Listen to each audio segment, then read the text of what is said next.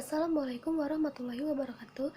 Yang terhormat Bapak Dr. Haji Hendra Wijaya, Sarjana Agama, Magister Pendidikan Islam. Perkenalkan, saya Andin Hidayati dengan NIM 2023-16-1026 dari kelas 1A Program Studi Pendidikan Seni Pertunjukan, Fakultas Keguruan dan Ilmu Pendidikan.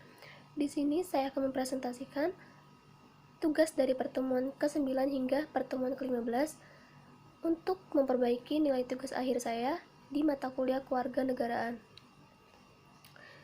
Langsung saja, pada pertemuan ke-9 membahas tentang wawasan Nusantara.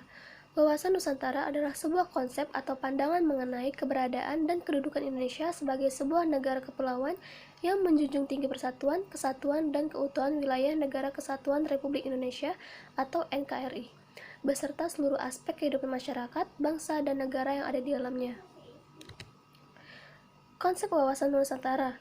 Konsep wawasan Nusantara merujuk pada pandangan bahwa Indonesia sebagai sebuah negara kepulauan yang memiliki kekayaan alam, keanekaragaman budaya, dan wilayah yang luas.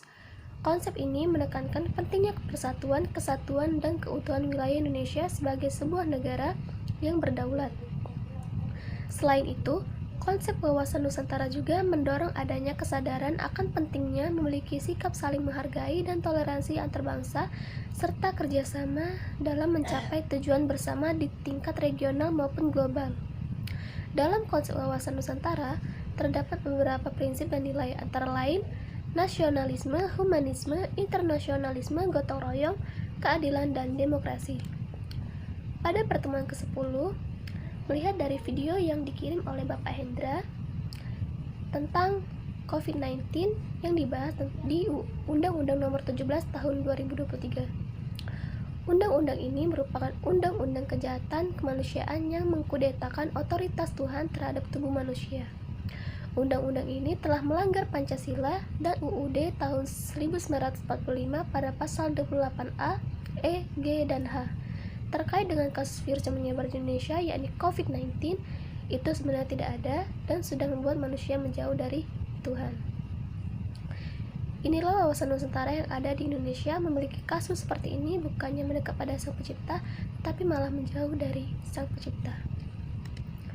Pada pertemuan ke-11, wawasan Nusantara juga perlunya ada sikap bijak dalam tolong-menolong. Bijak dalam tolong-menolong bisa dilipukan dengan mengenal kondisi dan kebutuhan orang yang akan ditolong. Sebelum memberikan bantuan, kita harus memahami dengan baik mengenai kondisi dan kebutuhan orang yang akan kita tolong. Berikutnya, berkomunikasi dengan baik. Dalam memberikan bantuan, kita harus berkomunikasi dengan baik agar tidak terjadi kesalahpahaman atau tindakan yang tidak tepat dan justru merugikan orang yang ditolong. Lalu, menggunakan sumber daya yang ada dengan bijak.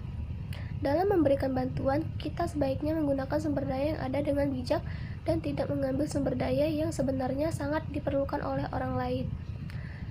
Berikutnya, melibatkan orang lain dalam proses bantuan.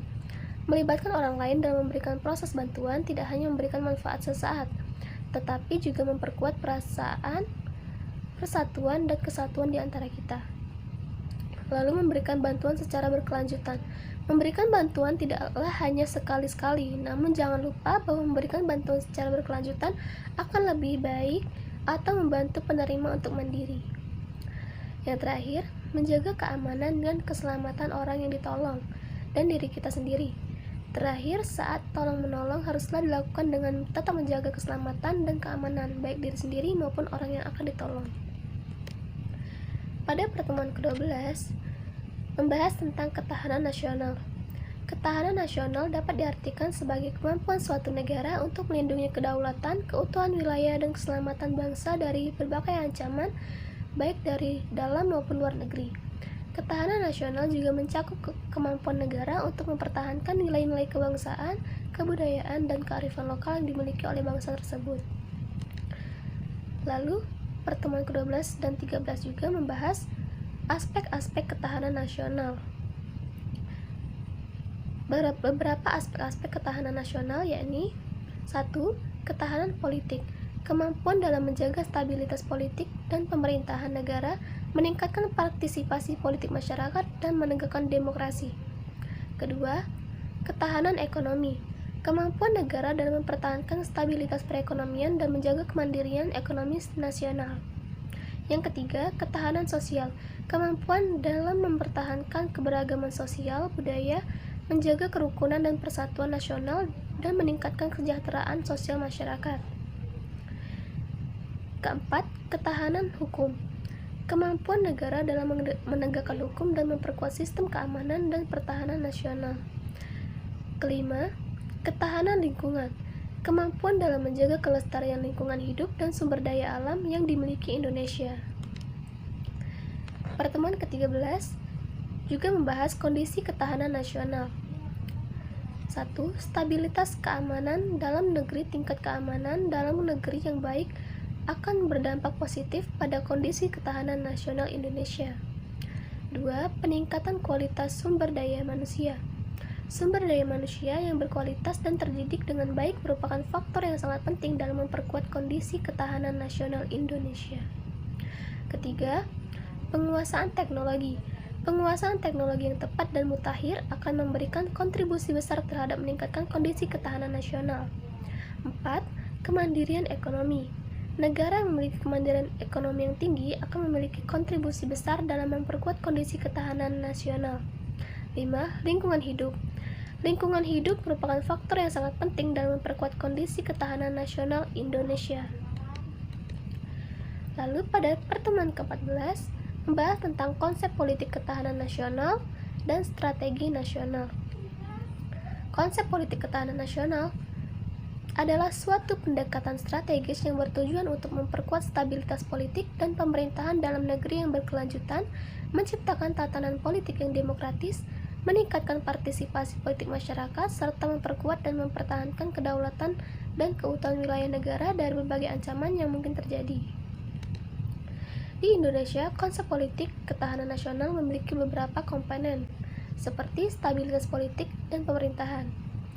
Kemampuan negara dalam menjaga stabilitas politik dan pemerintahan, menciptakan tatanan politik yang demokratis, meningkatkan partisipasi politik masyarakat, dan menegakkan supremasi hukum.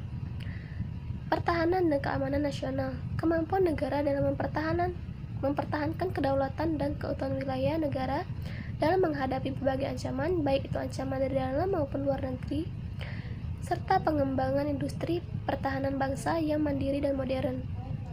Diplomasi dan kerjasama regional dan internasional.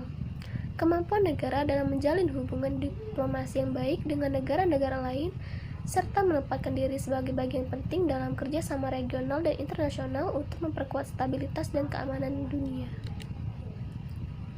Strategi nasional. Strategi nasional adalah rencana atau panduan yang dibuat oleh suatu negara untuk mencapai tujuannya dalam jangka panjang. Strategi nasional mencakup berbagai bidang dalam suatu negara, seperti keamanan nasional, ekonomi, pendidikan, kesehatan, lingkungan, dan sebagainya. Strategi nasional Indonesia mencakup beberapa poin, antara lain: 1. Membangun ekonomi yang mandiri dan berkembang secara berkelanjutan untuk meningkatkan kesejahteraan masyarakat. 2. Memperbaiki sistem pendidikan dan pelatihan guna meningkatkan kualitas sumber daya manusia. 3.